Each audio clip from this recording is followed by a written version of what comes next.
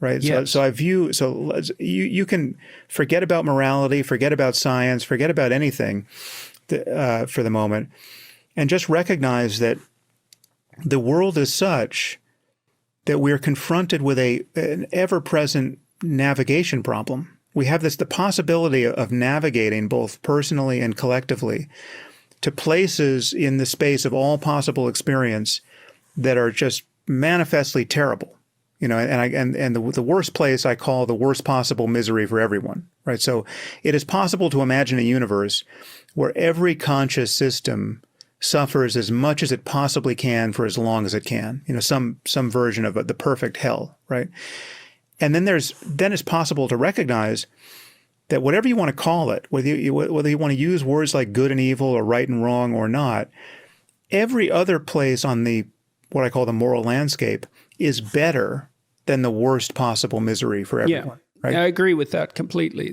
That's why I studied atrocity for so long, because I figured if I could find out what the worst thing was, that would be a pointer to the best thing. Because if you know the worst thing, then the opposite of that is the best thing, whatever that is. Sure. That doesn't mean you have to propositionalize it. It's not even that easy to do. And there may be many opposites of that. It may not just be one best possible place on the landscape. There could be many peaks and valleys on the moral landscape. And there could be peaks that are not equivalent in anything but the fact that they are equally distant from the worst possible misery for everyone, right? So there could be, so I'm not, this can sound like moral relativism, but it's not. It's an objective picture of morality. I don't think it does. But it's just to say that there may be very different ways of living where given the right kind of minds involved, you could be happy in very strange ways, and in ways that would be counterintuitive for apes like ourselves. But nonetheless, they could be very far from the worst possible misery for everyone. So in any case, I call this. So whatever you want to call navigating in this space, moving away from just unendurable, pointless misery, right, toward beauty and creativity and joy and love and, all of the good stuff we recognize. And again, we haven't seen the horizon of this. We have no idea how beautiful life could be for minds like our own or minds, significantly more sensitive and creative and intelligent than our own. There's no reason. I had a vision of heaven as a place that was perfect, where everyone that was in it was striving to make it better. Right. Yeah. So there's some. We don't know how good things can get, and we don't know how bad things can get, but we know they can get quite terrible from our current vantage point, and we know they can get quite wonderful from our current vantage point. And this is where the distance between facts and values collapses for me. There are right. So let me ask you a question. Let me just land this final sentence. Yep. There are right and wrong answers with respect to how to navigate in this space.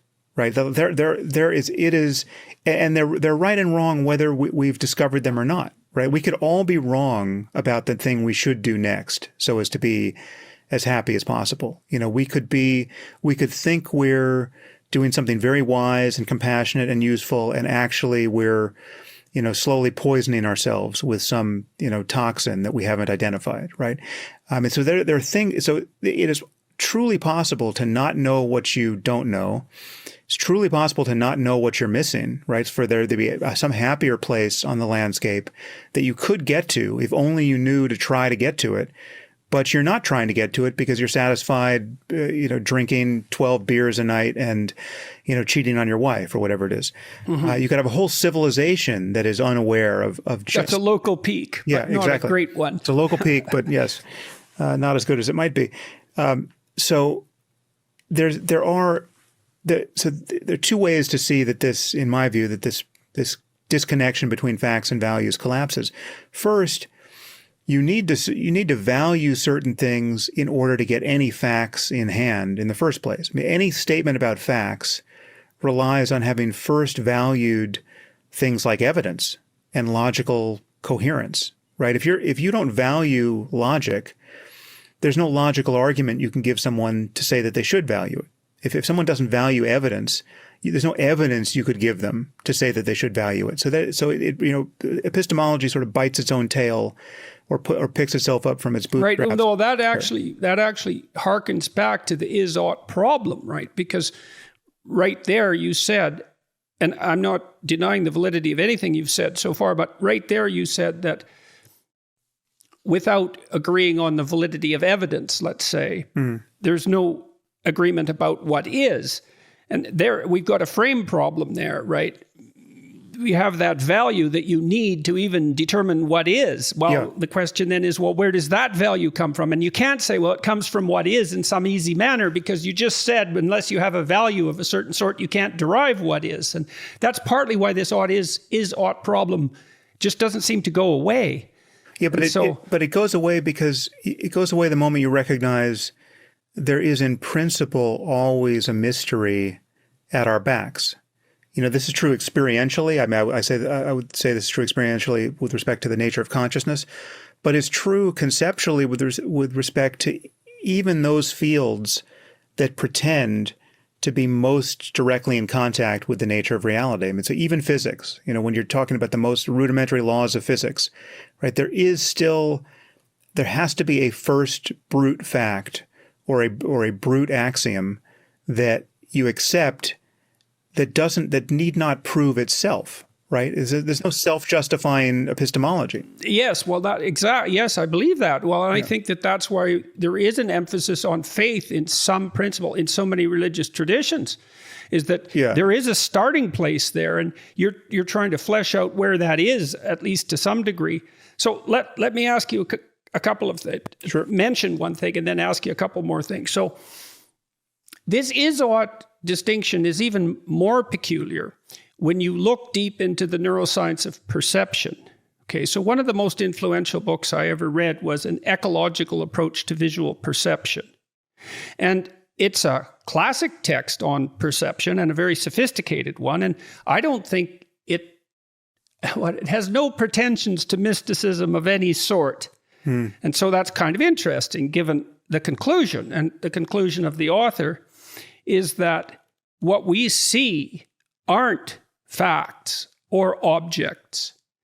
We see meanings. So, for example, a 6-month-old who crawls towards a visual cliff, which is a plate of glass stretched over or placed over a falling off place, the 6-month-old will stop. He won't crawl 7 months. I don't remember the exact age. He won't crawl across that piece of glass. Right. He doesn't see cliff and infer falling off place. He sees falling off place. And there's a condition called neglect, which is characteristic of certain people who have prefrontal lobe damage. It's not neglect, it's called utilization behavior. Yeah. And these people lose the ability not to act in the presence of a meaningful object. So if they walk down the hall and the door is open, they will go through the door. If you put a cup in front of them, they cannot stop but pick it up because they don't see cup and infer drinking. They see drinking object directly. And so even that is-ought distinction is deceptive in a very fundamental sense because it's predicated on the idea that what we see are meaningless objects and that we lay an overlay of meaning on top of that. And it's not by no means obvious at all that that's how we see. Yeah. And that's part of the reason why it's been so difficult to make machines that can see and act in the real world, because the object world is not simple. And that value structure that you're describing, that value structure, right? That is embedded in all of our perceptions in ways that we are only beginning to understand scientifically.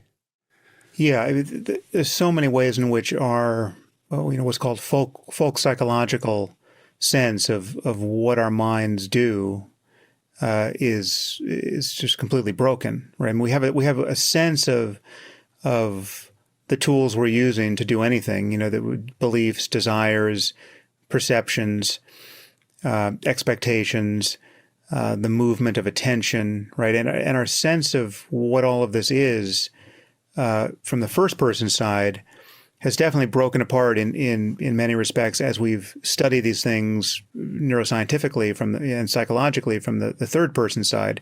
And understanding ourselves, understanding the world and our place within it and what's possible is inevitably a marriage of those two sides. I mean, you can't fully banish first-person experience because most of what we know about ourselves has a cash value in terms of the experiential side. I mean, there's, to take the greatest case, there's simply no evidence of consciousness anywhere in the universe, but for the fact that we know it to exist in ourselves from the first-person side. I mean, you can't look at a brain, even a living one, and form any intuition that it's a locus of consciousness. It's only by correlating changes in the experience of living people with, tools of neuroimaging in this case, or things like EEG, where we say, okay, well, when the brain's doing that, there's something that it's like to experience those changes, right?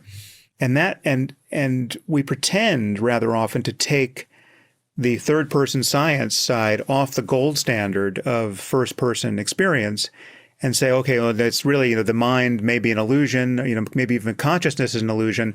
What we know is happening is there are brains that are processing information, and we've got things like synapses and neuromodulators and neurotransmitters, and that's the real stuff.